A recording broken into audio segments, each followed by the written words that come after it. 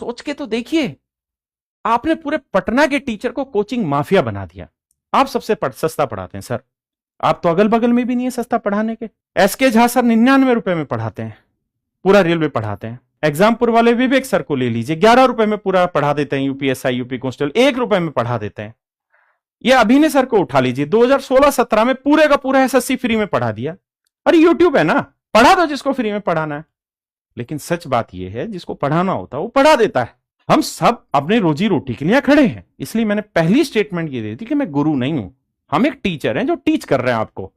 और कोई ऐसा भी नहीं कि बहुत विद्वानता का काम हम आपको पढ़ा रहे हैं, नहीं। हम भाई 6ठी 7वीं 8वीं का गणित आपको पढ़ाने लग रहा हूं, मेरा इतना सा ही रोल है। हां, हम कुछ टीचर्स का ग्रुप बन गया और एक कैरियरवेल ऐप हमने 2017-18 में बना दिया। और 2017-18 में जब हमने यह ऐप बनाया, उस समय केवल अनअकैडमी था, बायजू था और हम थे। ये 3-4 ही ऐप थे, या 1-2 ऐप और होंगे। और उस समय जो कोर्सेज हुए थे वो कोई 100 रुपए में था, कोई 200 रुपए में था, कोई 999 रुपए में था, पूरे के पूरे कोर्सेज।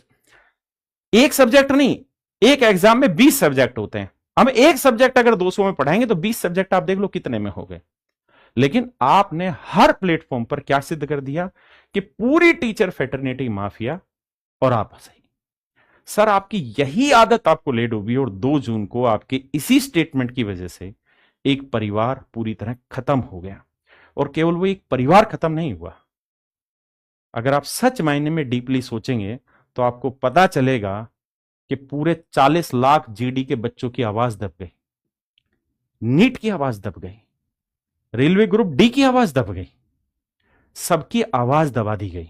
आप इस पॉइंट को समझिए, जो नीट में 21 बच्चे अपनी जान हाथ धो बैठे, उनको कौन सांत्वना दे देगा? आज हर टीचर को, हर फेटर्निटी को, हर बच्चे को सिर्फ एक ही चीज दिखाई दे रही है कि रोशन आनंद सर का पूरा परिवार उजड़ गया। आप लोग इतने विवेकशील हैं, आप लोगों ने देश संभालना आने वाले वक्त में, आप ये क्यों भूल गए कि 21 बच्चों ने अपनी जिंदगी खो दी इसी नीट के एग्जाम के कैंसिल होने पे? और आगे ऐसी कोई घटना ना घटे, उसी के लिए तो सबने प्रेशर तैयार किया था। लेकिन उस प्रेशर की पूरी हवा से एक छोटी सी हरकत ने निकाल दी। आप बड़े टीचर हैं, आपको ये समझना होगा कि आपकी जिम्मेदारी भी बड़ी है। आप जब इतने बड़े बन गए हैं ना, तो आपका एक एक कदम बहुत सॉलिड होना चाहिए। आप कर क्या रहे हैं सर? मेरी आपसे बात हुई, मैंने आपको समझाया कि सर 50 लोगों के सलाह में मत जाइए। आप जिन भी लोगों से सलाह ले रहे हैं, मेरे पास आज ये वीडियो भी मैं क्यों बना रहा हूं, मेरे पास कल 3 बजे के आसपास एक फोन आता है और उस फोन में ये कहा जाता है कि ऐसे ऐसे आज 2:30 बजे ओखला में हमें मिलना है और वहां सारे यूट्यूबर और टीचर आ रहे हैं और हमें वहां खान सर की इमेज को बचाने के लिए प्रयास करना है। मैं हैरान हो गया इस बात को सोच के कि मतलब टीचर फेटर्निटी के पास अब यह काम रह गया कि हम किसी की इमेज बचाएं। हमारी इमेज तो